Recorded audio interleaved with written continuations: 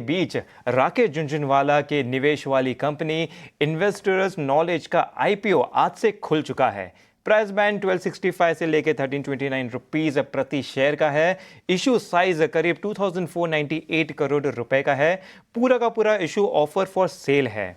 कारोबार और योजनाओं पर खास बातचीत के लिए हमारे साथ कंपनी के सीईओ सचिन गुप्ता और सीएफओ नित्या बालसुब्रमण्यम जुड़ चुके हैं।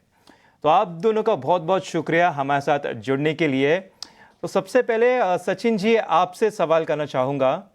अगर हम यहाँ पे देखें, आज कंपनी जो है वो काफ़ी नीश कंपनी है और मेनली यहाँ पे फोकस यूएस मार्केट पर होता हुआ नज़र आ रहा है। तो क्या आप बता सकते हैं कि growth opportunity US health care में कैसा है और साथ ही साथ कंपनी यहाँ पर कहाँ पे स्टैंड करती है? आपके और आपके दर्शकों को बहुत-बहुत नमस्कार। ये जो अपॉर्च्युनिटी है एक्चुअली यूएस हेल्थ केयर में है। जैसे कि आप शायद जानते होंगे कि यूएस हेल्थ केयर एक दुनिया की सबसे बड़ी इंडस्ट्री है। $4.8 ट्रिलियन की इंडस्ट्री है। Just to put that in perspective, आज हम इंडिया की जीडीपी की बात करते हैं, बहुत स्ट्रांग है। दुनिया की तीसरी सबसे बड़ी इकोनॉमी होने वाली है। 3.4 ट्रिलियन डॉलर्स का जीडीपी है आज। यूएस हेल्थ केयर 4.8 ट्रिलियन है। और वो ग्रो हो रहा है करीब 6.5-7% पे इन अ सेक्युलर वे। वो क्यों सेक्युलर वे में ग्रो हो रहा है? क्योंकि उनकी पॉपुलेशन एज होती जा रही है, लाइफस्टाइल्स और सेडेंटरी हो रहे हैं, जिसकी वजह से लाइफस्टाइल डिजीज बहुत बढ़ती जा रही है, जैसे कि diabetes, congestive heart failure, COPD. और इस सिचुएशन में जैसे जैसे नंबर ऑफ पेशेंट्स बढ़ रहे हैं, उस हिसाब से डॉक्टर्स और नर्सेज नहीं बढ़ रहे हैं, जिसकी वजह से डिमांड सप्लाई गैप की वजह से एक्सेस टू हेल्थ केयर का बड़ा प्रॉब्लम हो रहा है। तो कॉस्ट का प्रॉब्लम तो है ही, जबकि आप साढ़े 4.8 ट्रिलियन पे हैं और 7% पे ग्रो हो रहे हैं, जबकि आपका जीडीपी केवल 2.5-3% पे ग्रो हो रहा है। एक्सेस टू केयर का प्रॉब्लम हो रहा है, जिसकी वजह से पेशेंट के वेट टाइम्स बहुत लंबे चल रहे हैं। 45 से 60 दिन तक वेट है प्राइमरी केयर के लिए, 6 से 9 महीने की वेट है स्पेशलिटी केयर के लिए।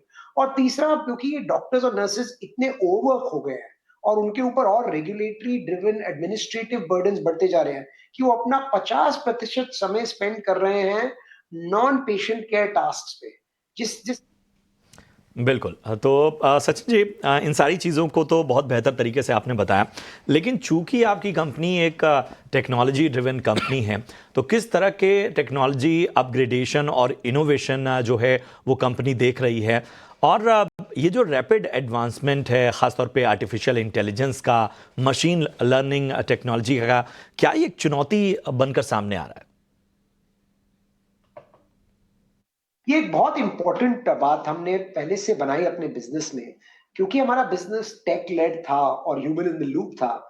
हमने अपनी प्राइसिंग इस तरह से बनाई कि हमारे दो प्राइसिंग मॉडल है कस्टमर के लिए। पहला तो है जो परसेंटेज ऑफ उनका रेवेन्यू, समझिए आप उनको 15% उनके रेवेन्यू का खर्चा होता है इन टास्क पे, हम उसको उनको 10% पे कर देते हैं, तो they pay us as a percentage of revenue. दूसरा मॉडल ये है कि अगर वो सारे टास्क, सारे फीचर्स नहीं खरीद रहे और सारे फिजिशियंस के लिए नहीं खरीद रहे, हमारे पास एक कॉन्फ़िगर्ड प्राइसिंग भी बनाते हैं हम उनके लिए, जो कि it's a per physician user per month subscription fee, a SaaS fee. तो आप देखिए इन दोनों प्राइसिंग मॉडल में खास बात ये है कि कस्टमर को कोई फर्क नहीं पड़ता कि टेक कितना लगा रहे हैं, लोग कितने लगा रहे हैं।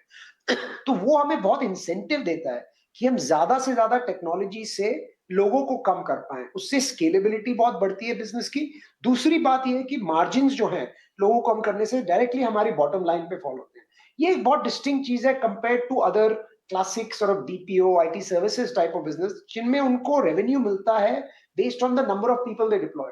तो अगर वहां पे आप जेन एआई यूज करके टेक्नोलॉजी से लोगों को कम करेंगे, आपका अपना रेवेन्यू इरोड होने का रिस्क है। यहाँ पे जैसे जैसे हम जेन एआई और modern technologies, cognitive RPA, deep learning use करके लोगों को कम करते हैं, स्केलेबिलिटी बढ़ती है और मार्जिन हमारे इंप्रूव होते हैं। बिल्कुल सचिन। तो मैं अगला सवाल नित्या जी आपसे है। तो हम जैसे कि देख सकते हैं कि बहुत सारे बड़े बड़े tech companies health care space में एंटर हो चुके हैं। तो यहाँ पे ओवरऑल कॉम्पिटिटिव सिनेरियो कैसा है इंडस्ट्री में, साथ ही साथ आपकी कंपनी कैसे अलग है इनसे? So the way we have built the platform is it is in such a way that we now offer the entire platform. वो जो provider organization को जो भी चाहिए, that all the features are a part of my platform. We believe that IKS is the only company globally जिसके पास है पूरा platform. So we do see competition, of course. Competition भर भर के है.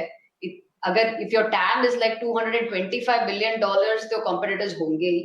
But what we see are competition in point solution. एक दो features है या दो तीन features है उनके पास, so वहीं पे हमें competition दिखता है. We believe that किसी भी competitor को इतना पूरा platform बनाने में obviously time लगेगा. And we have spent 16, 17 years working in very close conjunction with our customers to be able to develop these features. ये features तो lab में बन नहीं सकती है because ये healthcare है, यहाँ पे workflows बहुत ही specialized है. So again, working with the customers very closely is how we have built this, which we believe again will make sure that it helps us maintain the lead in the market. Competition आएगी, पक्का आएगी, इतना बड़ी it's such a big market और अच्छी grow भी कर रही है. And I think it's good for the market also. But we do believe ये जो डिस्टिंक्ट फीचर्स है हमारे प्लेटफॉर्म की, that will help us maintain the lead. बहुत बेहतर नित्या, शुक्रिया करेंगे आपका और इसके साथ ही सचिन आपका भी बहुत बहुत धन्यवाद हमें अपना समय देने के लिए.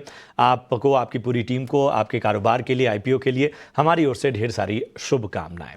चलिए बढ़ते हैं कुछ और अहम खबरों और मार्केट ट्रेंड्स की ओर. और आज आईटी शेयरों में तेजी देखने को मिल रही है. आईटी शेयरों को लेकर क्या ट्रिगर्स हैं, आईटी कंपनियों को लेकर एक शानदार रिसर्च के साथ मेरे सहयोगी शरद दुबे जुड़ चुके हैं. जी शरद, बताएं इस तेजी की वजह क्या है और ओवरऑल क्या पहलू हैं जिनका ध्यान रखना होगा.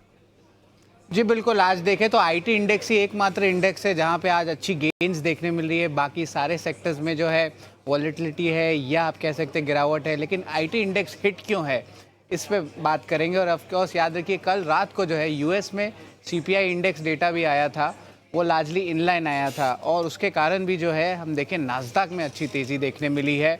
और जो 20,000 का आंकड़ा है वो नास्दाक ने पहली बार जो है उसको हिट किया और उसके ऊपर भी गए. लेकिन कुछ सेगमेंट्स है जिसके कारण रैली हो रही है आईटी स्टॉक्स में या बिग टेक स्टॉक्स अगर यूएस में कहे तो. एआई सेगमेंट में दूसरे तिमाही में जो है बेहतर डिमांड की उम्मीद भी है और वो इंडियन प्लेयर्स भी कह रहे हैं. और जो रुपये में गिरावट आ रही है रिकॉर्ड लो लेवल्स पे, तो जो एक्सपोर्ट बेस्ड कंपनीज होते हैं, जो आईटी कंपनीज होते हैं, उनके लिए बेनिफिशियल होती है. निफ्टी आईटी इंडेक्स भी जो है ऑलमोस्ट रिकॉर्ड के इस स्तर पे है. लेकिन कैसे वैल्यूएशंस प्ले आउट करते इस पर भी बात कर लेते हैं, क्योंकि सेगमेंट पे देखें तो बहुत अच्छी मूव देखने मिली है. पिछले 1.5 से 2 महीने में इन स्टॉक्स में बाइंग आई है और थोड़ी वैल्यूएशंस भी ऊपर आई है. टीसीएस जो है 30 टाइम्स पी जो है अपने 12 मंथ्स फॉरवर्ड पे ट्रेड हो रही है. इन्फोसिस, एचसीएल टेक ले लीजिए, विप्रो, टेक महिंद्रा, ये सारे जो है 25 से लेके 29 के बीच में जो है वैल्यूएशंस में आ रहे हैं. तो मोरलेस लग रही है जो लार्ज कैप आईटी कंपनीज है वहाँ पे जो है हम देख रहे हैं कि एक साथ वैल्यूएशंस में बढ़ोतरी हो रही है. एक साल के रिटर्न की बात करें तो निफ्टी आईटी इंडेक्स 18% रिटर्न्स दिया. वही टीसीएस इन्फोसिस की बात करें तो 20 और 33% आया है. HCL tech, Wipro, tech Mahindra यहाँ पे ज़्यादा रिटर्न्स आए हैं, तीनों में ही 40% के ऊपर आया है. तो ऑफकोर्स आईटी इंडेक्स में एक चीज़ और मैं बता दूं कि आईटी कंपनीज जो होती है दिसंबर के महीने में जो होते हैं यहाँ पे बहुत सारे कॉन्ट्रैक्ट्स अगले साल के लिए बनाते हैं. तो इसमें भी जो है बहुत अच्छी मोमेंटम देखने मिल सकती है, खास करके एआई और नए बीएफएसआई डील सेगमेंट में. और कुछ रिकवरीज भी देखने मिल सकती है जो यूरोप के मार्केट में मार खाई गई थी. और आज के दिन के ट्रेड में भी देखें तो मिड कैप आईटी कंपनीज में भी और अच्छी ज़्यादा तेज़ी देखने मिल रही है. Coforge, LTI, Mindtree, Tech Mahindra, Persistent जैसे सिस्टम्स के स्टॉक्स को लेके. शुक्रिया करेंगे शरद आपका इस अहम जानकारी के लिए.